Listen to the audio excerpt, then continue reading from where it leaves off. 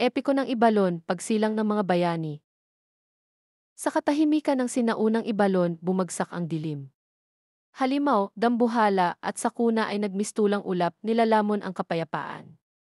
Winawasak nila ang pananim, tahanan at buhay ng mga tao, nang sa gayon ay umusbong ang alinlangan sa bawat mamayan. Ano ang kapalaran ng Ibalon sa gitna ng kaguluhang ito?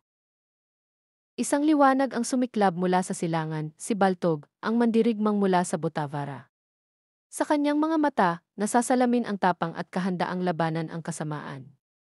Dala niya ang pag-asa, at sa pagdating niya, umusbong ang pangarap ng kaligtasan at pagkakaisa sa puso ng bawat taga-Ibalon.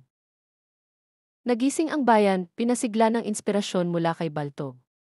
Nagsanib puwersa ang mga tao, humarap sa mga halimaw at dambuhala. Sa bawat paglusob ni Baltog, umalingaw ang sigaw ng katapangan at pag-asa.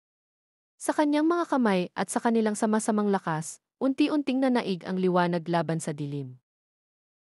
Sa wakas, natagpuan muli ng Ibalon ang pagod na kapayapaan nito.